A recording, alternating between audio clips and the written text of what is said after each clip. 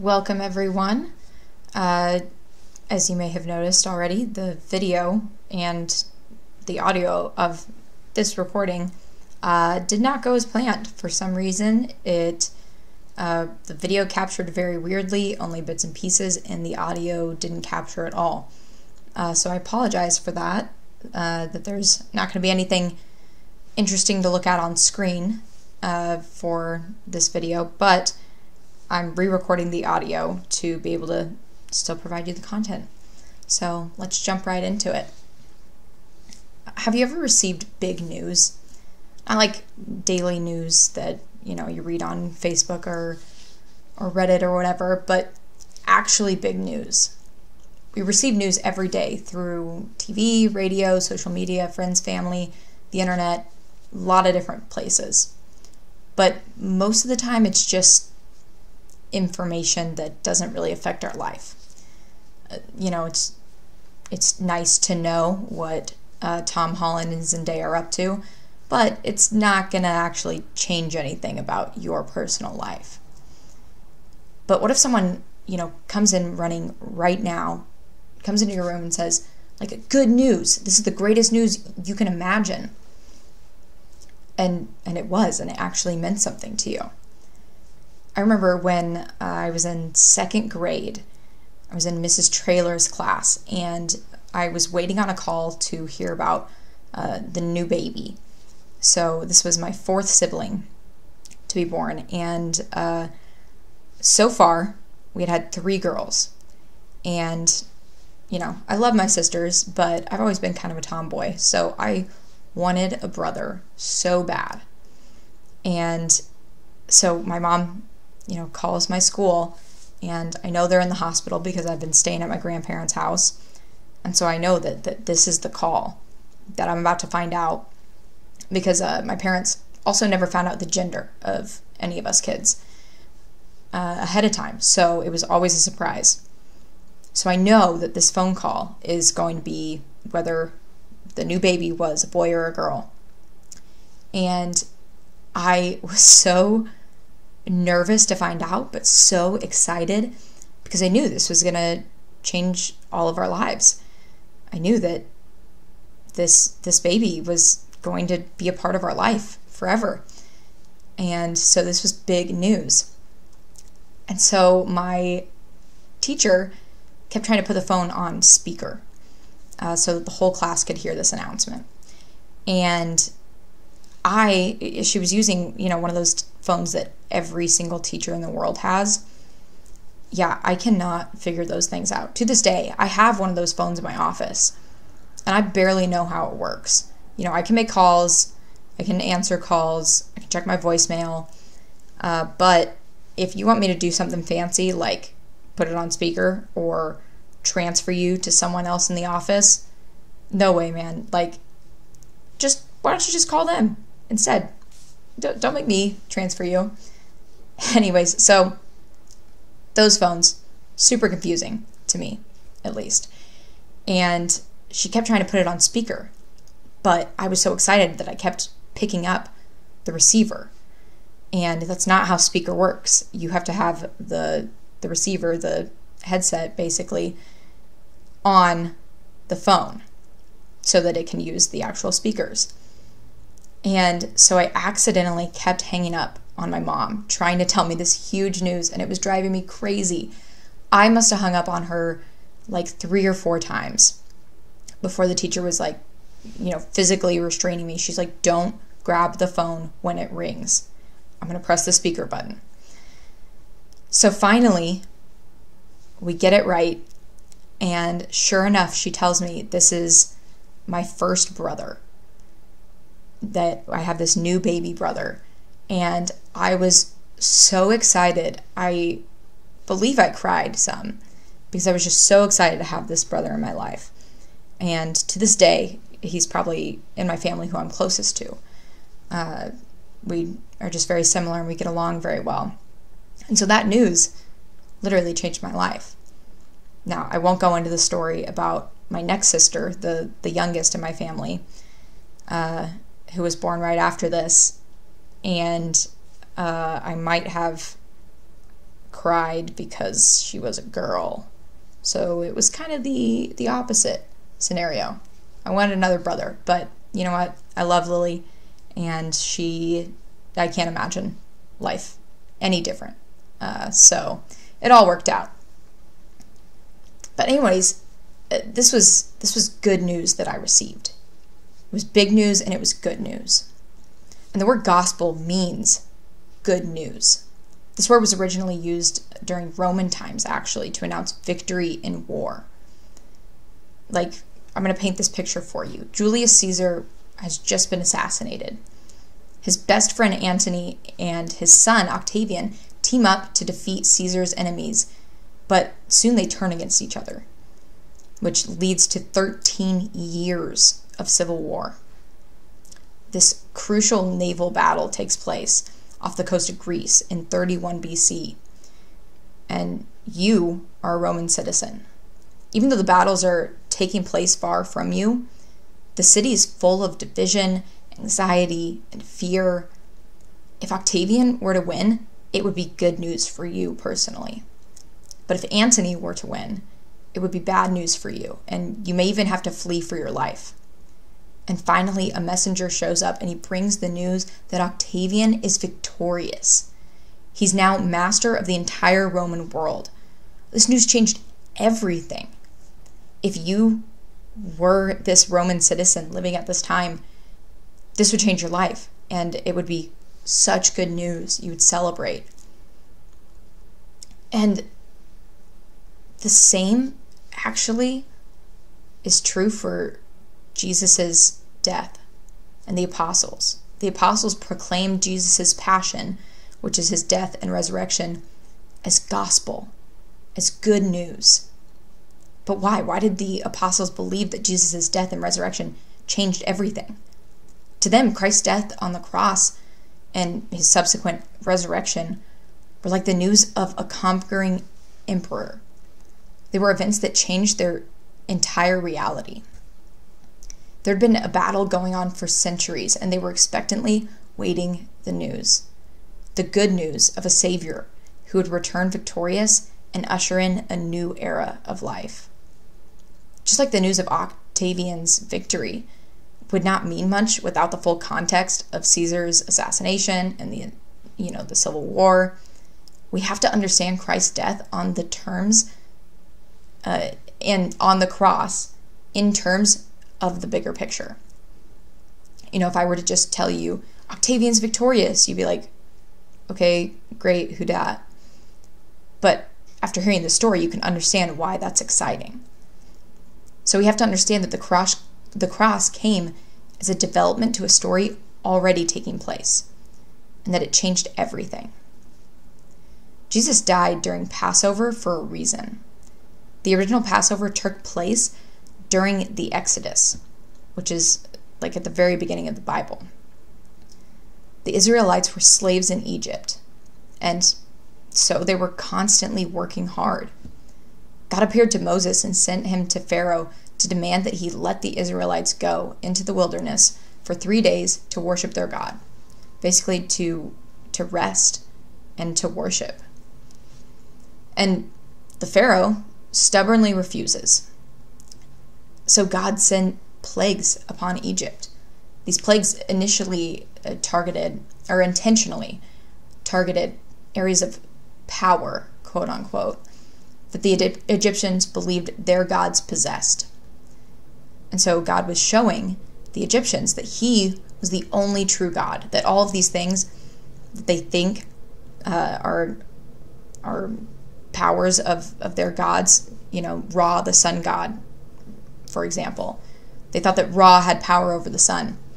So God blacks out the earth, and there is no sun, showing his power, that he has power over all of these things. And the final plague was the death of the firstborn, which is me. So, I think that's pretty bad. That sounds like bad news to me. The Israelites were instructed to then sacrifice a young, quote-unquote, unfinished or unblemished lamb. Remember that, because it's important. They were then to take the blood of the lamb and paint it on the wooden beams of their doorframe in order to mark that they had worshipped the true God. And then an angel passed over the houses with blood on them, so no one was killed in those homes. After this plague, after the firstborn son of all the Egyptians firstborn child, Pharaoh finally gave up and he let the Israelites go free. But then, as we're probably familiar with in the story, of course he changed his mind again and he, tried to follow them, only to let all of his men drown in the Red Sea after it closed behind Moses. The meal of unleavened bread is shared the night of the final plague, and it became the Passover meal. The Israelites celebrated this meal every year to remember how God freed them from slavery in Egypt, so they could be free to worship him in the Promised Land. When Jesus and his disciples celebrated Passover, Jesus did something new. He didn't follow the tradition 100%, the way that it had always been followed by the Jews. He said the cup of wine is to be filled with his blood and is to usher in a new covenant or a new relationship with God. And he left the meal unfinished, saying that he would not drink the wine again until he was in the kingdom with the Father. And this is huge. There are whole books dissecting this one thing that he did, because the last wine that you're supposed to drink in this meal is, I believe, the bitter wine. And he didn't do it. He didn't finish it. And we'll come back to that in a second, because, we then know the story of Jesus was taken from the Garden of Gethsemane.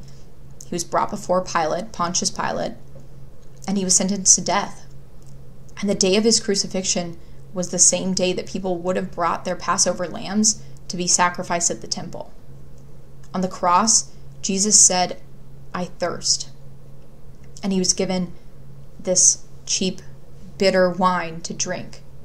So, see the connection there? He was given that final wine. He was given that final bitter wine that he was supposed to finish at the Passover. And upon tasting it, that's the last thing he did, basically. Because in that moment, he announces, "It is finished." And when the soldier saw that Jesus was dead, he decided not to break his legs, which was the normal custom when taking someone down from a cross. Which we don't know exactly why this man decided to do that or to not do that, but it preserved Jesus as quote-unquote unblemished, which makes him a true Passover sacrifice. You take the unblemished lamb and sacrifice it. And we took the unblemished lamb of Jesus as the sacrifice. And so in his death, we see another Passover and exodus into freedom. His blood was spread upon the wooden beams of the cross to save us from slavery and death. I mean, you can't make this stuff up. It's just crazy how he fulfills every part of this tradition, this prophecy, basically. But, unfortunately, we are still slaves. Humanity traded Pharaoh for sin, instead of Pharaoh being our slave owner. Now it's sin who owns us. We're made in the image and likeness of God, which means we're meant to worship and praise him and reflect his image to the world. But each and every one of us fail to do this daily. Sin holds us captive, and the wage of sin is death. We know that. We hear that line because it's so important. When we reflect sin into the world and lift it up as basically our God, basically worship it by giving into it, we're not free to worship the real, true God. The prophets of the Old Testament constantly condemned Israel for failing to live up to their vocation. They constantly fell into idol worship and sin, and yet the prophets promised that there would come a day when God would accomplish what we cannot. This is accomplished through Jesus on the cross. He was not simply taking our punishment. He was battling against the powers of darkness that held us captive. His death on the cross defeated sin and death. We're no longer slaves to sin. We're no longer slaves. Hell has no victory. Death has no sting. You might be familiar with those words because they're powerful. They're an important part of our life, of our victory. Well, Jesus' victory for us. It's as if someone threw a wrench into the gears of a machine. The gears can't break the wrench, but instead the wrench breaks the gears, even though it's smaller, and it probably should be seen as less powerful. Pope Emeritus Benedict XVI said, while it's usually the case that anything unclean touching something clean makes that thing unclean, here it's the other way around. When the world, with all the injustice and cruelty that make it unclean, comes into contact with the infinitely pure one, then he, the pure one, is the stronger. All of this is then confirmed by Christ's resurrection on the third day. Without the resurrection, Christ's death on the cross would simply be another tragedy of a wise teacher or a failed revolutionary. But on that third day, when the women came running to the apostles with the news that Jesus had risen, they realized everything had changed. The world became a different place.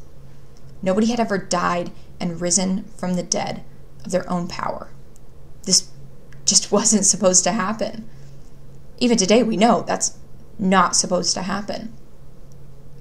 And many people, even today, still question the resurrection. But there are a couple of key points that reassure us that it's not fake news. It's reality. It's history. It's true. So I'm going to walk you through like these three key points that really show the truth and the seriousness of this. So number one, there's the Roman seal. The seal was placed upon the stone that blocked the tomb, and a guard was set there to watch it. And so there's literally this seal on the rock in front of the tomb. And to break the seal would be punishable by death. The Roman soldiers were the best and most feared military units in the world at the time. In order to steal Jesus' body, someone would have had to sneak by or subdue the elite, hardened soldiers and break the seal, which, based on what we know about that now, seems extremely unlikely that they were able to do that. Also extremely unlikely that the soldiers wouldn't then tell on them and make that publicly known. And number two, there's the empty tomb. The reality is that to this day, Jesus' bones have not turned up. No one has ever found them. It was common practice for Jews to make a memorial out of loved ones' graves, and this absolutely would have happened with Jesus' body, especially considering how popular he was. They would have 100% wanted to make a memorial for him, this big, beautiful memorial out of his bones.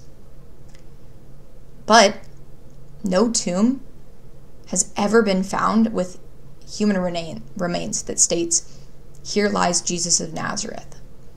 If the apostles failed to steal the body, why would the Jewish authorities or Roman rulers not have simply made it known where his body was, or opened the tomb and shown everyone the body? They absolutely would have wanted to prove that, no, what you're saying couldn't have happened. Here's where his body is. We have it right here. Here's the actual tomb it was in, or, here's the people who stole it. But that never happened. His body was gone, and no one had an explanation for it. And not to mention the fact that the empty tomb was discovered empty by women. That's actually a really key point, really important to recognize, because in the ancient world, women were not considered reliable witnesses. Obviously, today we know that's ridiculous, but in the context of this time, it just simply wouldn't have happened. Women were not allowed to testify in trials, or really, you weren't supposed to listen to their account about anything. For some reason, they just discredited what women said, and they would only believe it if it was said by a man.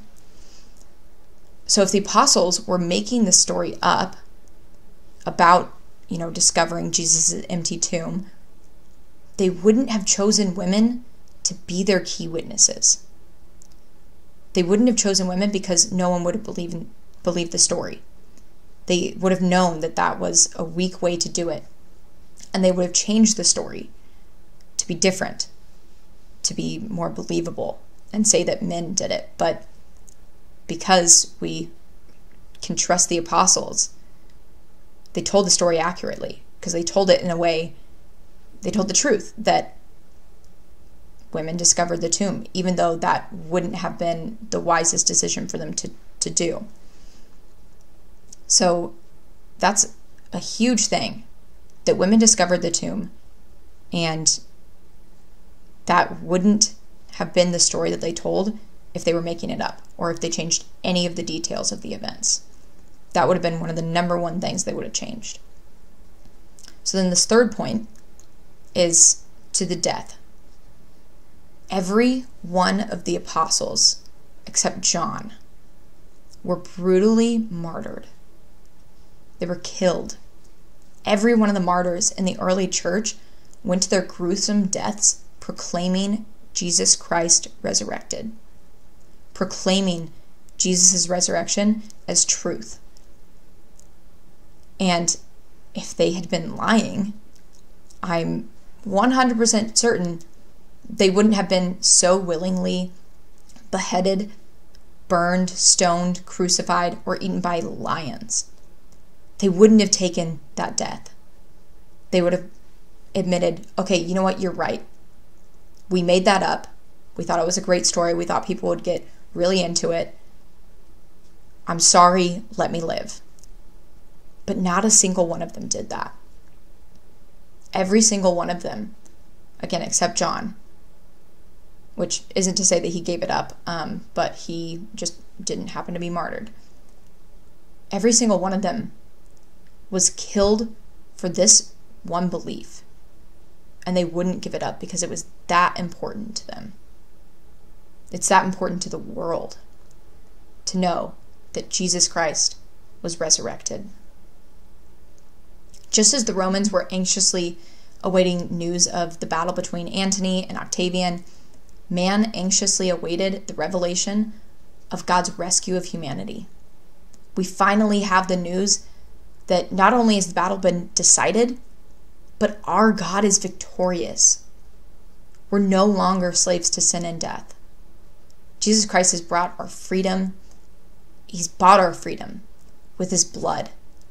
And he leads us into a new exodus to freedom in him forever. And this is all big news, obviously. But what exactly makes it good? Well, we now have a certain future. We're not left wondering who will win the battle for our souls. Christ has already won.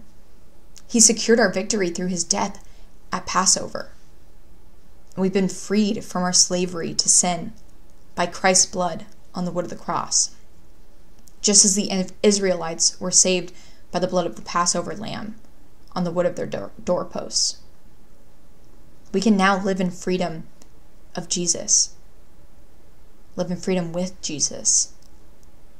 Which is exactly what the apostles and the early church did, and what the church continues to do today.